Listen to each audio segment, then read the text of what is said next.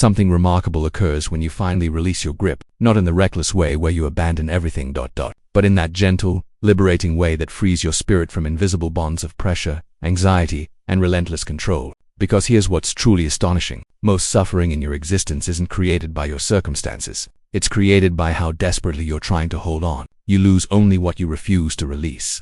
Consider that for a moment. The career, the partnership, the self-image you're desperately trying to preserve, They're exhausting you because you've transformed them into survival necessities. But what if releasing wasn't fragility but intelligence? What if that's precisely when things finally align? If you've ever experienced the feeling of doing all the correct things yet still feeling trapped, worried, unseen, this message is meant for you. Stay with me. There's a powerful insight at the conclusion that could transform everything you believed you understood. And if you take away just one thing from this message, let it be this. That's truly all you need to grasp in existence. Number 1. The myth of control and the power of release. What if your relentless attempts to manage everything are precisely what's creating such difficulty in your life? We fill our days with mental tension, clutching at results, individuals, strategies, believing that if we just grip tightly enough, existence won't crumble. But here's what's paradoxical. The more forcefully you squeeze sand within your palm, the more rapidly it escapes between your fingers. Control appears secure, appears predictable. But in truth, it's the ego's most persuasive deception.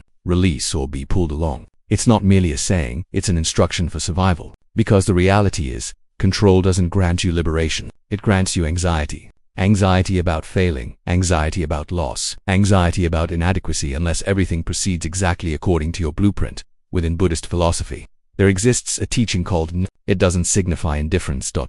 It signifies permitting existence to flow without binding it to your demands. You don't possess this present instant. You're merely here to witness it. And the more you attempt to force it, the more it pushes back. Reflect on your personal existence. How much vitality have you depleted overthinking, micromanaging, clinging to connections already fading, or stressing about events that haven't even occurred yet? And still, it didn't bring you tranquility. It brought you burden. Now envision this. For a single day, you cease interfering. You cease attempting to manage every detail. Rather than over-planning the flawless day, you simply breathe. You watch, and you respond. Not react. Respond with calmness, not control. Question yourself. What am I frightened will occur if I release right now? Most often, the response isn't danger, it's unease. And unease is the gateway to expansion. The position you didn't receive. Perhaps it wasn't designed for your trajectory. The connection that concluded. Perhaps it was a section, not a final chapter. Existence is constantly attempting to direct you, but we're too occupied resisting to listen. When you release, things don't collapse. They fall into position. Not always the position you envisioned, but frequently the position you required, because surrender isn't fragility, it's intelligence. It's the courage to trust the current rather than battle against it. Practice this. The following time you notice yourself mentally tightening, pause, breathe, question. Is this worth the burden I'm bearing? Then loosen your hold. Allow. Trust. Observe what emerges when you cease attempting to control every instant. A monk once expressed, peace is not discovered in a location without sound, difficulty, or challenging effort. It is discovered in the center of those circumstances when the mind is serene. That serenity doesn't emerge from control. It emerges from trust. What if releasing is how you finally discover peace? What if the version of yourself you're attempting to force isn't the one you're evolving into? And what if surrender is the most powerful action you'll ever take? Remember this. If you desire to soar in the heavens, you must leave the ground. If you desire to progress forward, you must release the history that weighs you down. Let go. Let existence meet you, and witness what falls into position. To the paradox of detachment. It amplifies your power. What if the precise thing you're grasping is what's restricting you? We exist in a society consumed with results, pursuing objectives, validating value, measuring achievement in numbers. But the more forcefully we pull on the cord, the more we descend. A kite doesn't ascend by force. It ascends when released. That's the paradox of detachment. The instant you cease requiring something, you begin attracting it. Releasing is gaining mastery in a different manner. It sounds contradictory, but it's profoundly aligned with Buddhist understanding. Detachment isn't about abandoning, it's about appearing completely, mindfully, and without anxiety of what might transpire next. When you're detached, you're not disconnected. You're just no longer confined by the hunger for control. In Buddhist understanding, attachment is the origin of pain. Not because desiring something is incorrect, but because requiring it to define you is. Detachment then is not apathy. It's liberation. It's acting from lucidity, not desperation. From authenticity, not anxiety. Reflect on your personal path. Perhaps you've invested everything into a career decision, a connection, a vision, and the more you attempted to force it, the more it slipped away. You remained awake late, consumed with results. You replayed interactions, reworked strategies, redoubled your effort. But rather than peace, you experienced pressure. Rather than lucidity, confusion. Why? Because your strength doesn't emerge from the grip, it emerges from your presence. Releasing doesn't signify you cease caring. It signifies you cease grasping. You shift your attention from will this succeed to is this authentic for me? That single question transforms everything, because now you're not reacting from anxiety, you're responding from alignment. Practice this. Establish your intentions clearly, but release the result. Communicate with honesty, not manipulation. Appear to your work, your connections, your visions, not with expectation but with sincerity. And then step back. Trust that what's intended for you will emerge in its proper timing. Meditate on transience. Observe your thoughts and feelings arise and dissolve like waves. Nothing remains, not even suffering. The instant you recognize this, you begin existing lighter. You begin to flow with existence, not against it. Question yourself. Am I forcing too intensely for something that should emerge naturally? Frequently what we force collapses. What we permit expands. It's not fragility to surrender. It's intelligence. It's comprehending that control is an illusion, but presence is strength. What have you truly gained by grasping too tightly? More peace or more suffering? More lucidity or more confusion? And what if, just what if, releasing is the direct path to everything you've been pursuing? Remember, the seed doesn't flourish because you demand at it to expand. It flourishes when you provide it room. Detachment doesn't disconnect you. It positions you for strength, real strength, the kind that flows from authenticity, not anxiety. So cease gripping, loosen the cord, let your kite ascend, let go and let existence lift you. 3. How overthinking repels what you desire. You believe you're being effective, but truly you're just trapped in your thoughts. Overthinking disguises itself as problem solving. It offers clarity but delivers confusion. Like stirring murky water, the more you spin your thoughts, the cloudier everything becomes. A pond clarifies itself when you cease disturbing it, and so does your mind. In quietness, everything becomes lucid, but quietness frightens us. Stillness appears like failure in a society addicted to constant activity, so we fixate, replay, predict, and analyze, convinced that one more thought will reveal the solution. But it never does. Because overthinking doesn't originate from intelligence, it originates from anxiety. In Buddhist teaching, the monkey mind is the term given to our restless, leaping thoughts. Always grasping, always fearing, always questioning. The mind pursues control through thought. But true lucidity doesn't arise from more sound, it arises when the sound fades. Have you ever noticed? The solutions frequently emerge not while thinking, but when you finally cease, in the shower, on a walk, during a quiet instant of surrender. It's because you created room, and that room permitted intelligence to ascend. We all desire peace, but we attempt to think our way to it, and that's the snare. Peace isn't something you pursue, it's what remains when you cease pursuing. Practice this. The following time your thoughts spiral, don't dive deeper. Interrupt the pattern. Close your eyes. Inhale peace. Exhale the narrative. One breath, fully taken, can accomplish more than 100 thoughts. Question yourself. Am I thinking or evading? There's a distinction. Sometimes thinking becomes a barrier from feeling, from making a choice, from confronting the unknown. But existence flows when you flow, not when you overanalyze every turn. Establish boundaries with your thoughts. If you're trapped on a choice, provide yourself a deadline. Don't permit it to spread into paralysis. Lucidity loves decisiveness. Even a small action disrupts the mental cycle. Trust simplicity, that quiet inner knowing you keep dismissing. It's not fragility, it's intelligence, but you can't perceive it while overthinking drowns it out. What would occur if you ceased fixing and just began feeling? Feeling the unease, feeling the anxiety, letting it pass like a wave, rather than attempting to manage it with logic. Sometimes the most powerful action you can take is nothing at all. Not in apathy, but in awareness, in presence, because the instant you cease resisting the present instant, it begins to communicate to you. And that's where guidance exists.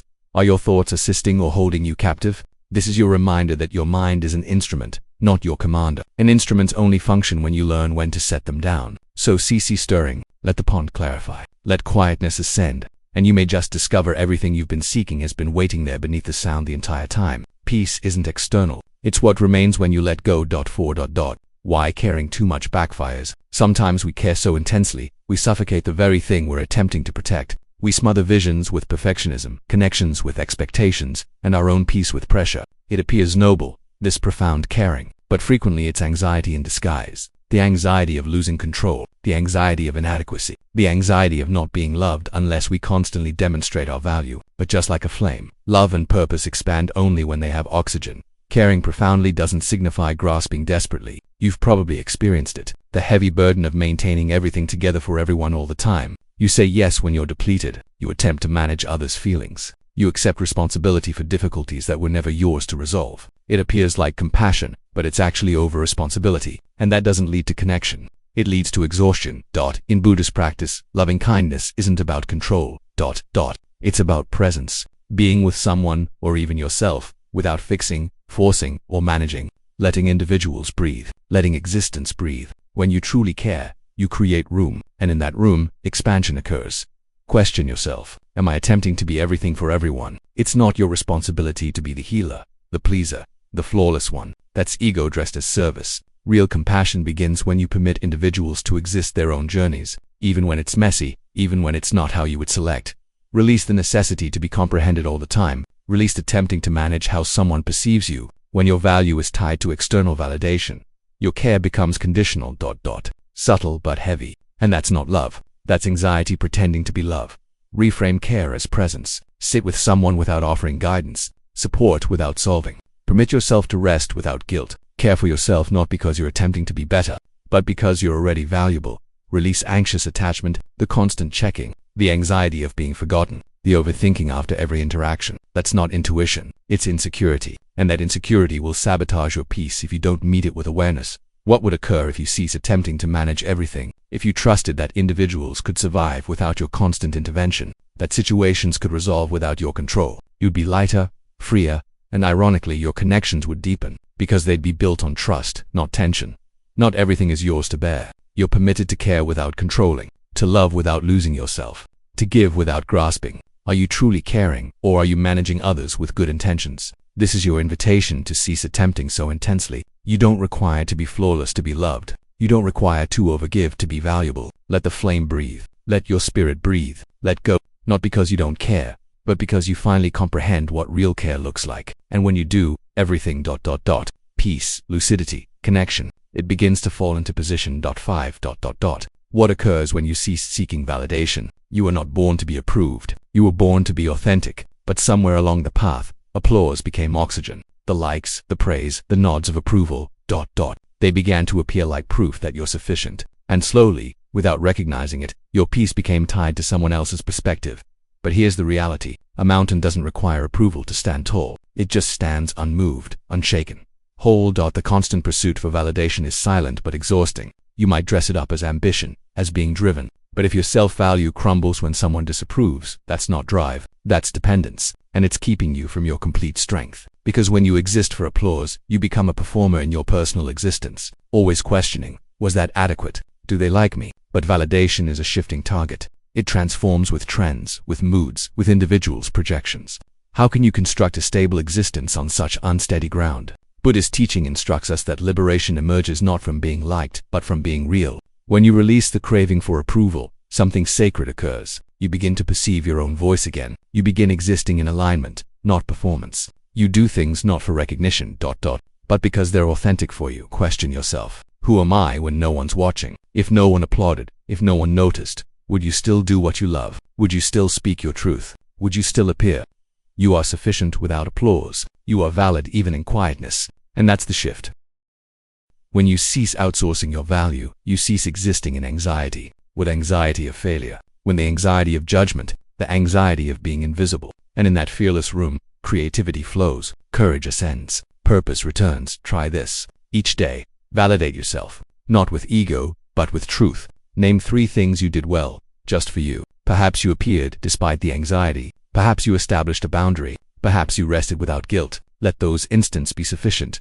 And the following time someone praises or criticizes you, observe it without grasping. Don't permit it to define you. Praise and criticism are just weather patterns. They pass. Your essence doesn't transform because of them. Step into solitude, not loneliness, solitude. The room where no one else's perspective echoes. That's where the real you waits. The one who knows what to do. The one who doesn't require permission to breathe freely. So question yourself honestly.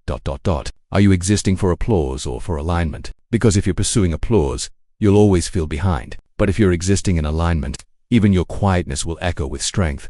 Let go of the necessity to be seen, and you'll finally see yourself, not as a version shaped by others. But as the mountain you've always been, unshakable, quietly powerful, completely sufficient. 6. The whatever mindset and how it transforms everything. You don't require to manage everything to be at peace. In fact, the more you attempt to control, fix, and force existence into your image of how it should be, the more chaotic your inner world becomes. But there's a mindset, quiet, powerful, profoundly liberating, that shifts the entire game. It's the whatever mindset, not from apathy, but from a place of grounded intelligence. Whatever occurs, occurs. I remain. That's not abandoning. That's anchoring yourself in something deeper than results. Existence is unpredictable by nature. Strategies collapse. Individuals transform. Visions evolve. The mind desires to panic, scramble for control, demand certainty, resist what is. But what if peace wasn't about everything proceeding your way, but about your capacity to remain unmoved when it doesn't, like the wind flowing around the mountain,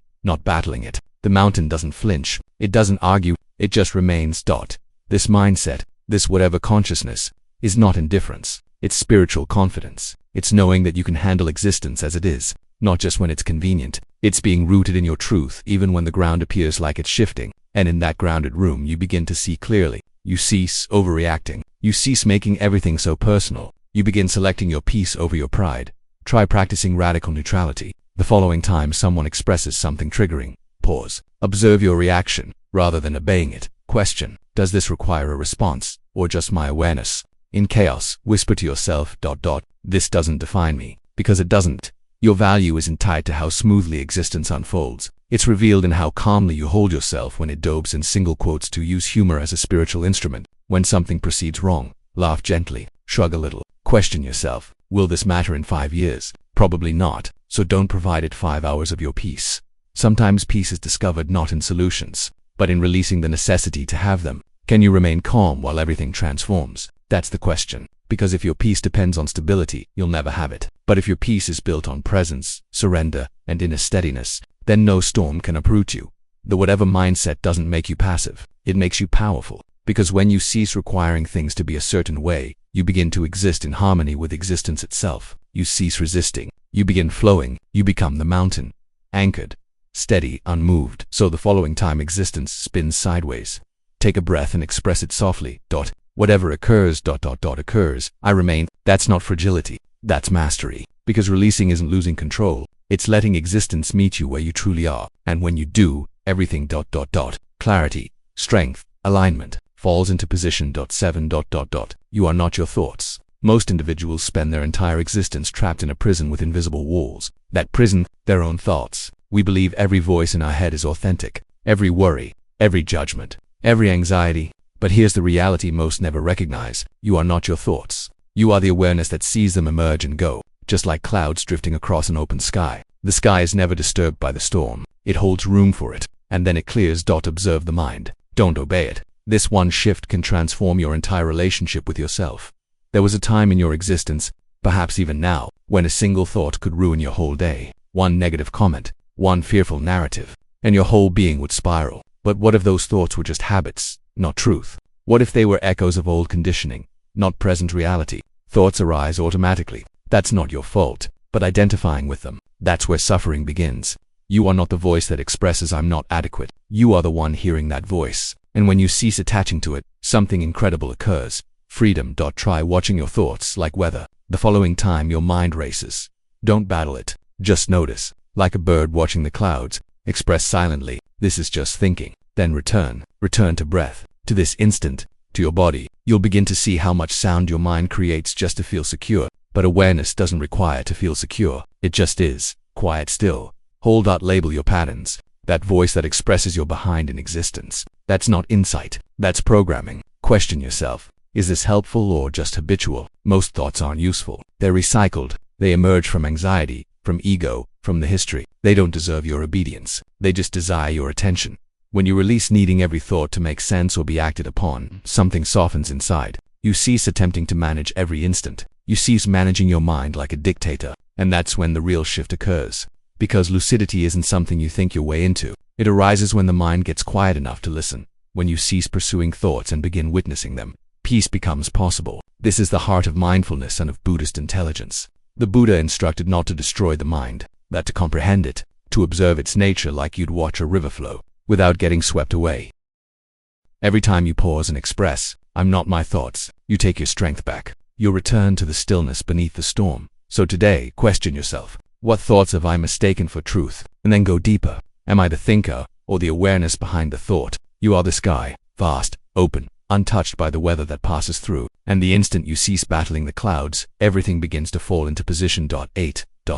Surrender is a superpower. There emerges a moment when your strength is not measured by how tightly you hold on. But by how softly you let go. That's the moment when everything shifts. Because what if surrender isn't fragility? What if it's your greatest superpower? Envision a boat struggling to row against a fierce current. No matter how intensely it pushes, it stays trapped. Or worse, gets dragged under. But the instant it ceases battling, the river carries it. That's what surrender does. Surrender is not abandoning. It's giving in to what already is. Most of us exist in resistance. We push against results, cling to strategies, wrestle with the unknown, and call it ambition. But deep down we're just frightened. Frightened of losing control. Frightened of being seen as fragile. But here's the reality. Control is an illusion, and resistance is exhausting. Surrender doesn't signify you cease caring. It signifies you cease suffering over what's not in your hands. You take action from lucidity, not confusion. You flow with existence, not against it. Question yourself right now. Where am I forcing something that no longer flows? Perhaps it's a connection, a position, or a vision that's transformed form. Are you rowing in circles out of anxiety of drifting, or are you ready to trust the current? Try this. Breathe in profoundly and express. I don't know, and that's okay. Feel the liberation in that. Feel the room it creates. You don't require to have all the solutions to take the following step. You just require to cease gripping so tightly. The most powerful instance in your existence likely didn't emerge from planning. They emerged when you least expected. When you surrendered. When you expressed, I can't force this anymore. And suddenly, the right individual appeared. The choice became lucid. The path emerged. That's not coincidence. That's lucidity being permitted to ascend from stillness. When the mind ceases struggling, existence begins to communicate. In Buddhist practice, surrender is not a passive act. It's active trust. Trust in the impermanence of things. Trust in the intelligence of now. Trust that existence is not something to conquer, but to align with. Even the Buddha expressed that clinging is a suffering. Releasing isn't failure. It's liberation. It's the doorway to peace. So question yourself today. What am I still battling that no longer serves me? Is it a version of yourself you've outgrown? An result you're consumed with? An identity rooted in anxiety? Perhaps, just perhaps, surrender is the bridge to your following level. The instant you cease demanding that existence be something else, you begin existing in what it already is. And that's where all the magic occurs. Let go of the result. Anchor into the action. Do your part, then release the rest. That's not laziness. It's alignment. That's not apathy. It's inner peace. How much peace could you gain by simply surrendering the battle? Because when you finally let go, everything falls into position. 9. Embrace groundlessness. There's a quiet anxiety many never name. The anxiety of groundlessness. That in-between room where nothing appears solid, where identities dissolve and strategies collapse. And yet, that room is precisely where transformation begins. Like a tree surrendering its leaves in autumn, expansion demands we let go before we flourish. But we cling. We grip to what we know. Titles, routines, connections, definitions of who we're supposed to be. Not because they're authentic. But because they appear familiar. Certainty becomes a comfort zone. But truth exists in uncertainty. There's a reason so many feel trapped right now. It's not because they're doing the incorrect thing. It's because they're attempting to manage what cannot be managed. They're waiting for existence to become predictable before they progress forward. But the deeper intelligence is this. Groundlessness is not the difficulty. It's the portal. The cocoon doesn't promise a butterfly. It just asks the caterpillar to dissolve. In the same manner, your following evolution doesn't require your certainty. It requires your surrender. Can you trust yourself even when the ground shifts beneath you? Reflect on the most pivotal instance in your existence. Were they planned? Or were they born from confusion? From the very instance you believed you were collapsing. Sometimes collapsing is falling into position, but only if you cease resisting. Sit with the unknown. Let it be uncomfortable. Let it stretch you, break you open, strip away what was never truly yours. Don't rush to fill the quietness with solutions. Let it communicate. We've been instructed to anxiety not knowing. But in Buddhist practice, groundlessness is sacred. It's the room where ego dies and truth emerges. It's where attachments loosen and the self remembers its depth. When you no longer require everything to make sense, you become powerful, because you're no longer negotiating with existence. You're meeting it completely, without guarantees, without scripts, just presence. Try this. Following time existence appears unstable. Pause and breathe. Express to yourself, this too is part of the path. You're not lost. You're being remade. Cease questioning for the map. Become the explorer. Let existence shake you. Then observe what stays standing. Frequently, it's not what you expected, but it's what's real. And what's real will never abandon you. Question yourself. Are you clinging to certainty or evolving through confusion? Do you trust the unfolding? Or are you still attempting to rewrite what already is? Expansion is not about maintaining it all together. It's about collapsing with grace. Let the leaves collapse. Let the old identity dissolve. Let yourself be bare, because only in that openness can something new take root. When you cease pursuing the ground beneath you, you recognize you are the ground. You are the stillness in the storm. So don't anxiety the unknown. Embrace it. That's where your following section exists. That's where your liberation begins. When you finally let go of requiring the ground to stay still, everything begins to ascend from within. 10. Let the moment lead. Envision a river flowing effortlessly, never questioning its path, never struggling against the bends or obstacles in its way. It simply flows, responding to the landscape, adapting to every turn, every ascent and descent. This is the essence of letting the moment lead, the ultimate act of surrender. That doesn't signify abandoning, it signifies becoming a student of existence itself. When you cling to control, attempting to micromanage your career, your feelings, your identity, you pull yourself out of the only place where peace and purpose truly exist, the present instant. You get trapped managing the instant, rather than existing it. But what if you ceased scripting your every step, and instead questioned, what is existence asking of me right now? What if, rather than rushing ahead or retreating in anxiety, you paused and let the moment be your guide? There's strength in interrupting autopilot. The mind loves to replay the history or predict the future, but it rarely exists completely here. When you catch yourself pushing through existence, as if it's a series of tasks to complete or difficulties to resolve, stop, breathe, question yourself. What is existence asking of me now? This question shifts your attention away from control and toward curiosity. It opens room for unexpected solutions, fresh perspectives, and new paths you haven't considered. You might be confronting delays, attempting to support the result, detours that appear frustrating or unfair. But what if those delays are divine? What if the instants you desire to skip or fast forward through hold the very lessons or healing you require? When you surrender to timing, not your timing, but existence's timing, you align with a deeper intelligence. Rather than battling against the current, you float with it, trusting that every instant carries intelligence, if you're willing to listen. Question yourself, what intelligence does this instant hold if I cease attempting to skip it? When you cease resisting, the instant reveals its gifts, sometimes lucidity, sometimes healing, sometimes simply peace. And peace is the foundation from which everything else flows.